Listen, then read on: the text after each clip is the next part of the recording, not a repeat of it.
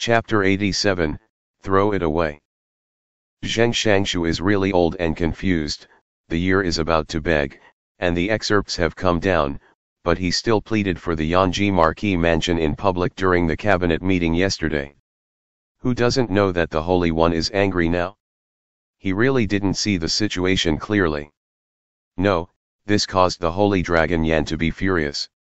He didn't worry about any of the sufferings, but all his colleagues present were terrified with him, alas. Chen Ying let out a long sigh. After sighing, he couldn't help but look at Xie Wei's expression on the other side. This is in Hsi House. Yesterday afternoon, a dispute broke out during the cabinet meeting, and a big incident almost broke out. But at that time, Xie Wei seemed to have gone to Fengchen Hall to teach some female students, and she was not in the cabinet, so she was not involved in the incident. Chen Ying couldn't help but wonder if there was any mystery in this. It is to take advantage of the fact that there is no need to go to court early this morning, and to hand over the name card at the right time, to pay respects to the danger, to recount yesterday's cabinet affairs, and to probe the tone of this young master. Although Xie Weiren is not there, things are clear. The eunuch who came from the side hall of Fengchen Hall had already made the situation clear. Listening to Chen Ying's words, he was not very surprised between his eyebrows, and only said, "It is precisely because Zheng Shangshu is about to take a break from begging, and the folds have come down, and the person who has half of his body into the ground has fewer worries than others, so he dares to do such a thing. If you change others, you may have to worry about wearing a ribbon on your head and a ribbon on your waist." Although the saint was angry, he also had to guard against the world's leisurely mouth, so as not to do anything to Zheng Shangshu. What's the difference between saying this and not saying it? Of course, Chen Ying knew why Zheng Shangshu, the old man, dared to say it. Can. He looked a little embarrassed, looked at Xie Wei and said, "But Zheng Shangshu has been imprisoned, can he still be released?" Xie Wei smiled, "It's up to Lord Chen and the old subordinates of the criminal department." Chen Ying was thoughtful. Xie Wei said lightly, "The saint also remembers the old feelings. Zheng Shangshu has done his best for the imperial court for half his life, and openly angered the saint when the cabinet is deliberating. If he is not imprisoned, everyone will follow suit. How can the majesty of the Son of Heaven remain? Moreover, Lord Chen and other colleagues in the criminal department are all former subordinates of Zheng Shangshu, and how Zheng Shangshu behaves is obvious to all. Human affection is cold and warm, all in this thought. Walking in officialdom, who doesn't want to pursue advantages and avoid disadvantages? Purely relying on the word benevolence and righteousness, you can't go far at all. Chen Ying has always cared about the life and death of others, just thinking about what the people above think. After hearing Xie Wei's words, his heart is slightly awe-inspiring, and he understands the meaning of Xie Wei's words. Although the emperor sent Zheng Shangshu to prison, he also wants to see the reaction of other people in the court to this matter, and Zheng Shangshu is his boss. He has been Zheng Shangshu's subordinate for many years, and even the position of this squire was promoted by Zheng Shangshu. A new broom sweeps clean. Do you know that this fire does not burn on yourself? As soon as Chen Ying thought of this, he was already transparent, and he also knew that Xie Wei was going to enter the palace to teach soon, so he didn't dare to bother too much, so he got up and shook his body, and said respectfully, "Xiaoguan and Mr. Xie will give you advice." Xie Wei was very bland. Lord Chen is thoughtful, and he will be able to think of it in time, and he is serious. Chen Ying knew that this was just politeness. The so-called time passes, there will be sooner or later, and some things are wrong if they are not done sooner. And the most powerful thing about Xie Wei is that he has insight into everything when it just happened, knows it in his heart, plays chess in hand, and strategizes. He smiled, did not refute, bowed again, and took his leave. The sword book standing next to him bowed slightly when he passed by, but after seeing this person's figure disappear at the end of the corridor, he frowned tightly, and said to Siewei, "This Lord Chen is really shrewd, everything must be asked before leaving, everything comes to consult you, one is that he is really cautious, and the other is that he is afraid that he will also show you goodwill. It is said that he should obey the orders of Mr. But when he returned to the palace, he didn't do it properly. It was clearly him who you confessed, but when someone from the palace came to the criminal department to invite him, he brought Zhang Sha, the director of the Qing officials division, who was very good at investigating the case. Obviously, they don't want to offend, they want to do what you explained, but they don't want to be involved, like a wall grass that will fall at any time. It's about Ning Er being framed. Over the years, he has seen the evil of people's hearts, but he doesn't feel any surprise. Chen Ying did this as he expected, but it was beyond his expectations if he didn't do this, but he wanted to make him think about whether there was something wrong with him. After all, who in the world cannot weigh the pros and cons? He only said, "Whether this person can be trusted or not, I know in my heart." With that, he put aside the teacup in his hand, got up, and walked back to his piano hall from the hall where he usually entertained guests. There were people in the hall.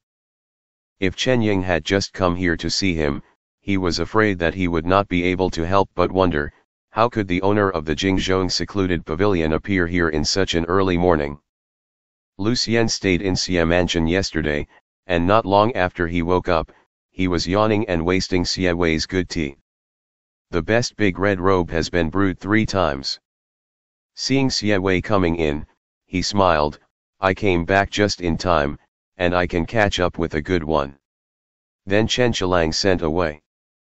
Siewei walked to the empty wall, stood still, raised his hand and pinched his eyebrows, a trace of tiredness appeared in the corners of his eyes, and said, "What the emperor is afraid of is the Ho Mansion, and what he hates is also the Ho Mansion." Whoever came up to speak for the Ho Mansion poked the emperor in the backbone. He may not be able to do anything to these courtiers, but this account will be credited to the head of the Ho Mansion. Lucien's eyelids jumped. "Zheng Shangshu is not our person." Siewei lowered his eyes slightly. "Someone has to put the Ho Mansion to death." All the things that had happened since the appearance of the rebel party in Beijing by the king of Pingnan had come to his mind, one by one, became clearer and clearer. It's just that the clearer it is, the heavier the aura surging in the chest. He gently opened his fingers, covering his eyes and half of his face, and suddenly called, "Sword book." Jianshu followed him to the Qin hall, but he didn't enter the door, just waited by the door, and immediately said, "Yes." Siewei said, "Immediately send people to the 2 camps in Fengtai and Tongzhou, keep an eye on the various post roads, and it doesn't matter what they send, all those who send letters into the city will be intercepted, and even those who enter the city should not be put in. If anyone wants to spread the news of the accident in the Yanji Marquis mansion, they can be caught, and if they can't, they will be killed." The voice was cold and fierce. Lucien felt a chill in his heart when he heard this. The sword book was ordered to go, but after hesitating for a moment, he hesitated and asked, if you want to enter the city, it is the people in the sect who." Siewei's fingers on his face slowly slid down, but the aura of the sword soldiers stained on the corners of his eyes and eyebrows gradually became cold, and he was silent for a long time before he said in a low voice, "Kill first." The morning mist floated through the courtyard. There is still the fragrance of tea in the Qin hall. However, at this moment, the sword book only felt that the cold air of the deep winter had been infected in advance, and it had penetrated into the cracks of people's bones, and before he knew it, it was already a desolation. He looked at Siewei deeply a few times, but after all, he knew that this matter had no room for change in Mr. Xie's place, so he gathered all his thoughts and bowed down to take the order and retreated. Lucien couldn't come back to his senses for a long time. He looked at Siewei, and it was rare that he didn't have the ease of joking on weekdays. Is the situation in the sect already unbearable? Siewei closed his eyes and said, "He is getting older, he can't wait, and Gong Gai Cheng has always dealt with me. After I go to Beijing, the matter of Jinling will be beyond the reach of the whip. If he doesn't take the opportunity to calculate, he will fall into his prestige.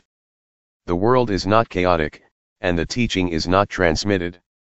The Yanji Marquis mansion is very strict in governing the army and has a good reputation among the people. Once the design forced the home mansion into a desperate situation, and the emperor was afraid to get rid of it, it would make the court lose the hearts of the people, so that the heavenly sect could make a comeback.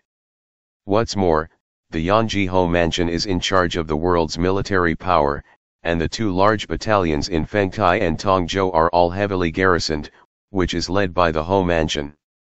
If someone takes this opportunity to pass on the news to incite the morale of the army, it will cause a mutiny in the army. This is a king's taboo. At that time, no matter whether the Yanji Marquis mansion is innocent or not, I am afraid that it will be difficult to escape the crime of extermination of the 9 clans. Lucien can also think of this. Merely. He actually wanted to say that if something really happened to the Marquis of Yanji, it might not be a good thing. After all, the imperial court has lost the hearts of the people, the emperor has lost the hearts of his ministers, and the troops of the 2 large battalions in Fengtai and Tongzhou can take the opportunity to win over. In this way, sacrificing a home mansion can be exchanged for the overall situation. But here in Siewei, things seem to be extraordinary. He didn't know the stakes, and he didn't dare to say anything, but after looking at Siewei for a long time, he didn't say anything after all, but just said, "Where did you send the sword and chain?" "I inquired about that Yu Fangyin who wanted to see Ren Weizi today, and there was a lack of someone to listen to it." Siewei glanced at him and frowned. "Daikon is not available." Lucien suddenly glared. Siewei lightly reminded him, "You are too persistent in Yu Fangyin's matter." Lucien didn't take it to heart, snorted, and was a little calculating. "It's shameful enough for me Lu Zheyin to lose to Yu Siewei in the entrance examination. After all, Yu Siewei can't be in business, so I didn't think about who would press me on this road. The time of raw silk, it was taken first. Can you bear this breath?" Siewei's face was expressionless. "I can." "Lvcien. Can they have a good chat?"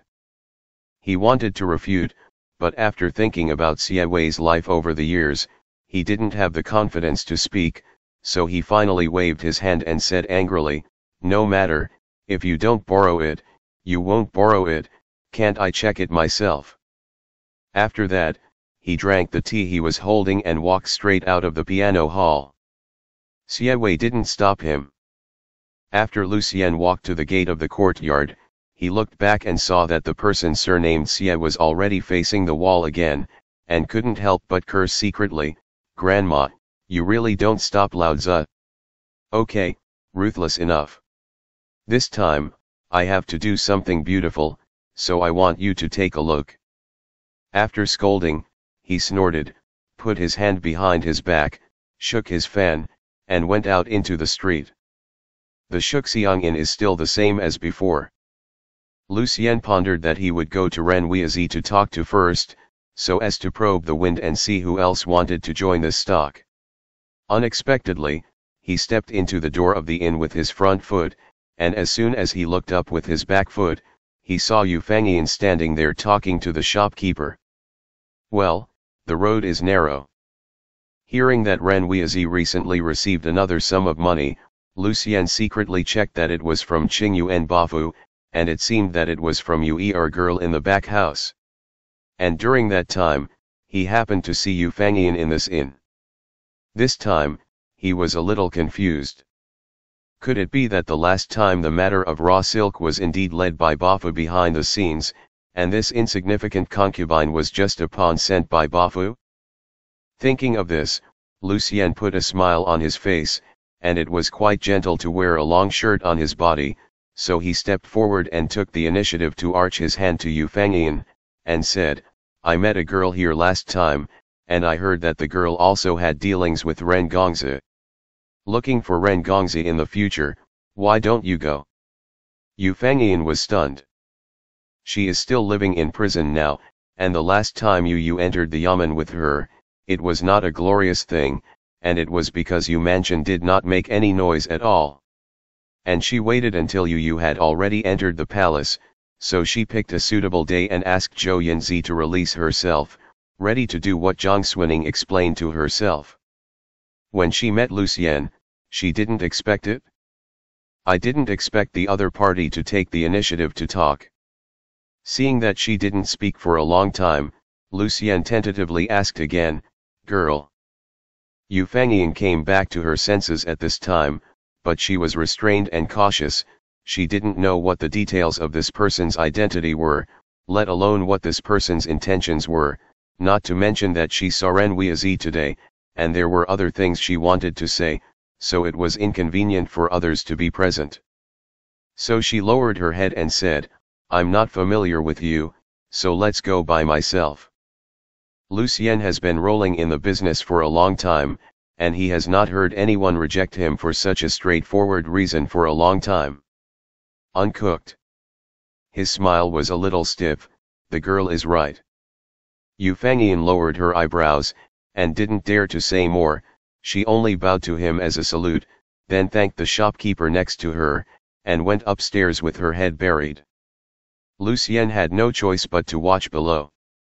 The more Yu Fangyan walked up, the more nervous she became, and when she arrived in front of Ren Weizi's door, she took a deep breath and closed her eyes to concentrate, and when she opened her eyes again, she was already firm, and knocked on the door. "Is Ren Gongzi here?" Ren Weizi has been in these days. Because there is already money coming in, and some people are willing to contribute money into the dry shares, his hope of returning to Sichuan to revive his family's salt farm is gradually there, and he is no longer so haggard these days, and his eyebrows and eyes are a little more bright. At first glance, there is a vague abundance and handsomeness. He smiled and invited Yu Fangyan to enter. "I didn't go out after passing the news yesterday, I waited here. I didn't expect Miss Yu to come so early." Yu Fangyan sat down. She took out two things from her sleeve and placed them on the table, two silver tickets totaling 10,000 taels on the left, and a thin page of paper with the 8 characters of the birth date written on it on the right. Ren Weizi was stunned when he saw it. He said, "Miss Yu. Today." Yu Fang groaned, "I'll come to pay money and buy shares." Ren Weizi's heart jumped suddenly, and he almost immediately wanted to say that this 10,000 taels was almost enough, but when he looked at Yu Fangyan's expression again, it didn't seem to be so simple, and after a little hesitation, he didn't say anything. "Sure enough," Yu Fang groaned, "but I have 2 conditions." Ren Weizi said solemnly, "Girl, please speak." Yu Fangyan sat down opposite him and said, "First, the dry shares I have contributed money into, when you enter the contract, you need to state that they can be transferred to others, and you have no right to interfere." Ren Weizi's brows furrowed suddenly, but then he let go. He said, "It is already difficult for others to pay money, but the girl is willing to pay, and when the money is in my hands, it can be put into the salt farm. It makes no difference to me how the dry stock will pay dividends in the future. Although there seems to be no precedent in the business world, it is not impossible. This is a promise." Yu Fangyan nodded. Ren Weizi said, "What about the second?" Yu Fangyan folded his hands in front of him, lowered his eyes slightly, and was silent for a moment before he raised his head, looked directly at him, and said, "The second is, marry me." Ren Weizi, sitting opposite Yu Fangyan, looking at this girl with clear eyebrows, he was stunned. Asterisk. Lucien is good at everything, and his wisdom is also first class, but his temper is slightly bad. I don't want to be left behind. Before Xie Wei left the mansion and entered the palace, he thought about it and ordered the sword book that had just returned, and said, "Lu Zheyan is acting deviantly, and the overall situation in Beijing is in chaos. Where can I have time to care about Yu Fangyan? Dayakan came back or listened to Lu Ziyin's call for the time being, lest he worry about it all day long and not do his job. Jianshu laughed and responded, yes. Xie Wei put down the curtain and rode into the palace. Although there is a class today, there is no feast day, and there is no big court discussion, so the time to enter the palace is a little late. When he arrived at Fengchen Palace, Wang Zhegang, a bachelor in the Hanlin Academy, had just lectured on calligraphy and left. The crowd was resting and playing. Zhou Baoying quietly slipped out of the hall, hiding behind the thick pillars, with a smile on her face, and her eyes sparkled, and she took out a small oiled paper bag from her sleeve. It's full of stuff. She opened it cautiously, counted it, and sighed, the more you eat, the less you eat, but you can't ask Sister Ning to give me a little more, that's too much. Xie Wei saw the scene when he walked over, because he knew that this little girl from Master Zhou's family loved to eat very much, so he didn't pay attention to it. But the next moment, Zhou Baoying actually took out a peach slice cake from the oily paper bag. Xie Wei's footsteps stopped.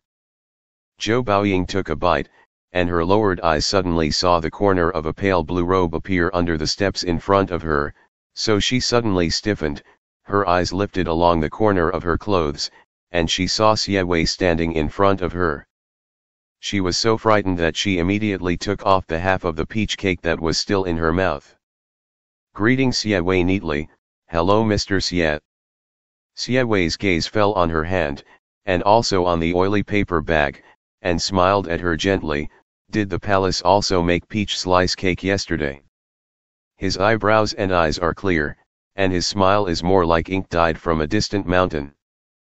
Zhou Baoying was not so nervous for a while, although she had no contact with Xie Wei except for school, but she inexplicably felt that Mr. Xie was an easygoing person, so she also smiled and said happily, it seems that it is not done, but Sister Ning has it, and my peach cake is given by Sister Ning, but it is delicious.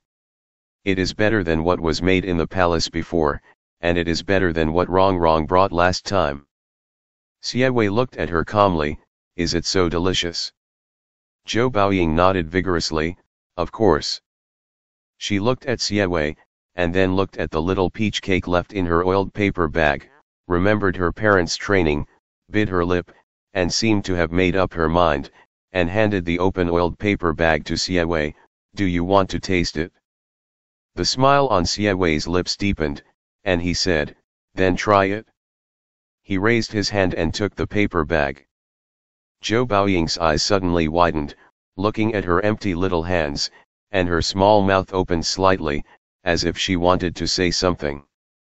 Xie Wei said softly, what? At this moment, a strange chill crept up from behind.